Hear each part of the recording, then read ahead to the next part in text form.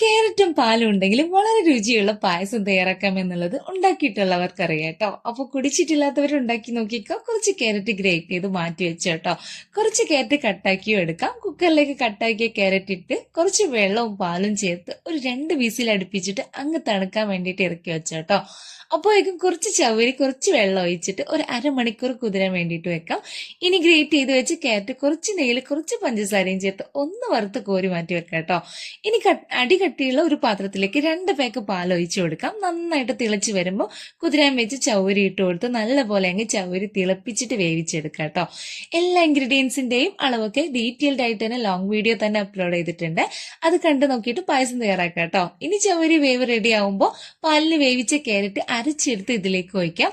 Mix ആക്കി എടുത്ത് വെച്ച ഏലക്ക പൊടിയും കൂടെ ചേർത്ത് ആവശ്യത്തിന് പഞ്ചസാരയും മിൽക്ക് മെയ്ഡ് ഒഴിച്ച് ഇളക്കി യോജിപ്പിക്കാം. ഇനി വറുത്ത് വെച്ച ക്യാരറ്റ് ഇതിലേക്ക് ഇട്ട് കൊടുക്കാം. കൂടെ കുറച്ച് നട്ട്സും കൂടെ നെയ്യിൽ വറുത്തെടുക്കാം കേട്ടോ.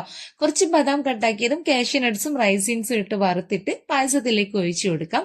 മധുരം ഒന്ന് ബാലൻസ് ആവാൻ വേണ്ടിയിട്ട് ഒരു പിഞ്ച് ഉപ്പും കൂടെ ചേർത്തോ മിക്സ് ചെയ്തെടുത്തിട്ട് തണുപ്പിച്ചിട്ടും ചൂടോടെ ഇഷ്ടത്തിനനുസരിച്ച് കുടിക്കാട്ടോ നമ്മുടെ ഈ ഒരു ക്യാരറ്റ് പായസം.